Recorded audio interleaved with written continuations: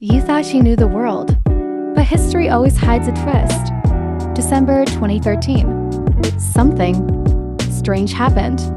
Snow began to fall over Egypt, the ancient land of pharaohs.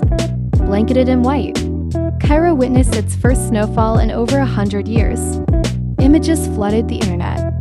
Snow-covered pyramids, temples frozen in time.